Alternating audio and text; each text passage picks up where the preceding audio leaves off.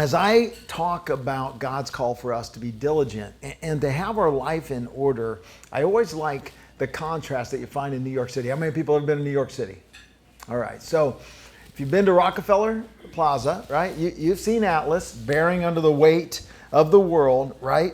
This muscle-bound guy, and he's barely able to hold up the world. Now, what's interesting is if you go across the street, how many have been in St. Patrick's Cathedral, right? Across the street from Rockefeller Center. You can go find this little statue of Jesus, and Jesus is not straining, and he's got the whole world in his hand, right? To me, that's the contrast and the opportunity that I see when Jesus talks to those around that are in the world, and he wants to change the world, and he says, hey, come unto me, all you who are weary and heavy laden, and I will give you rest. Take my yoke upon you and learn of me, for I am gentle and lowly in heart, and you will find rest for your soul. For my yoke is easy and my burden is light. And the reality is, Jesus is saying, if you're burdened down by your business and you're working 24/7, you can find no rest, maybe you need to let me hold your world, right? In a way where maybe the yoke that you have on you is something that I'm not putting on you. If he's your Lord, he's Lord over everything.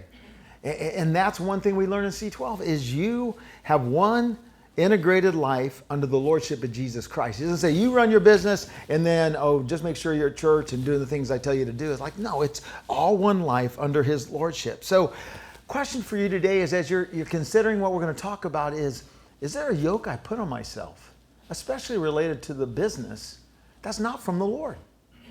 What does it look like when I take his yoke on me? And to do that, I think you need to look a little deeper, and you need to look at your heart, because Jesus says, I am gentle and lowly in heart. It's one of the few times that Jesus describes his personality, lowly and gentle. Others would say meek and humble in heart. And that gentleness or meekness is really his relationship to the Father, whereas the lowliness or humility is his relationship to mankind. And here Jesus tells us, when we take his yoke on us and find rest for our soul, it will impact in our relationship with God and relationship with one another. And yet, weakness and meekness is not weakness, because Jesus can control everything. He has all power and authority. And so could it be, ask the question, could it be, if I'm struggling with this work-life balance, could it be an issue of the heart? And hopefully that's what we discover today, because one of my life verses is out of Proverbs, which there's a lot of verses about diligence in Proverbs. But one of my life verses is Proverbs 4:23. Watch over your heart with all diligence, for out of it flow the issues of life. I like the New Living Translation because it says, guard your heart above all else. Like, it literally means put a guard post around your heart, for it determines the course of your life. I was just reading again this morning in Proverbs 1 that talks about one who goes after riches, it's like there's no boundaries to their heart. And see, I think when we really, honestly, just because you're a Christian doesn't mean that you don't struggle with your heart and the boundaries around your heart. And if you allow the love of money to weave into your heart in a way where there's no boundaries, because there's never enough. Like, in a sense, there's always more. There's always a need for more. I don't truly believe you'll ever find rest for your soul, because it's an issue of the heart. That's why Jesus said, where your treasure is, if you want to know where your heart is, look where your treasure's at.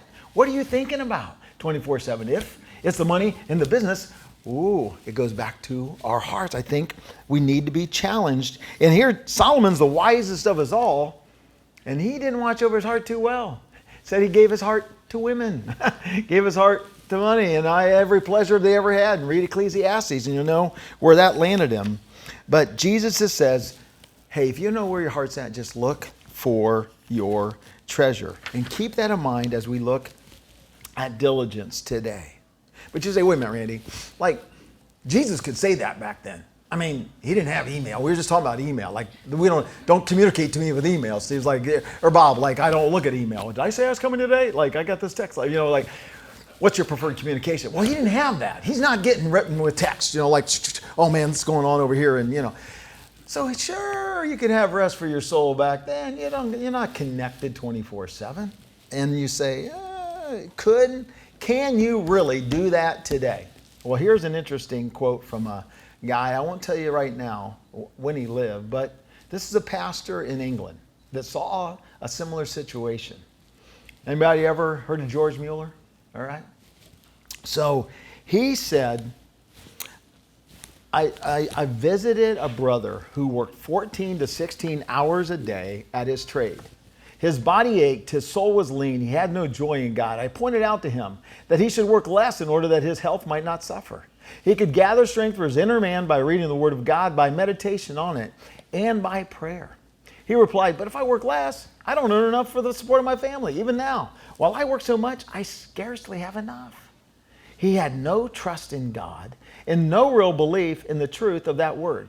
Seek ye first the kingdom of God and his righteousness, and all these things will be added unto you. Now, I didn't put up the next quote, but I'm just going to read it because I can't say it any better. Mueller goes on to say, I explained to him, my dear brother, it's not your work which supports your family, but the Lord. He's fed you and your family when you could not work at all because of illness. He would surely provide for you and yours if for the sake of obtaining food for your inner man, you work fewer hours to give proper time for rest. You begin to work after only a few hurried moments for prayer. You leave your work in the evening and tend to read a little of the Word of God, but by then you're so worn out in body and mind to enjoy it. You often fall asleep while reading the scriptures and while on your knees in prayer.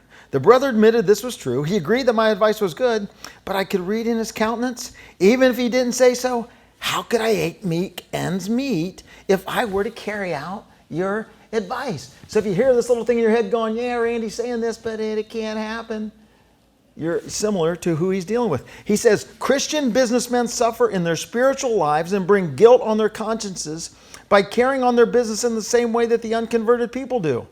The competition in trade, bad times, overpopulation are given as reasons why a business carried on according to the Word of God could not be expected to prosper.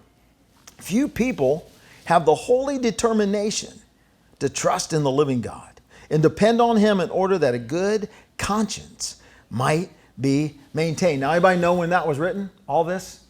Any guesses? 1835, right?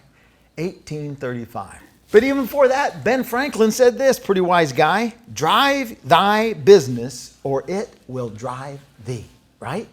This is an age-old problem. It's just not, 2024 of an issue. But I'm also here to tell you that there's hope, right? Because Jesus gives hope.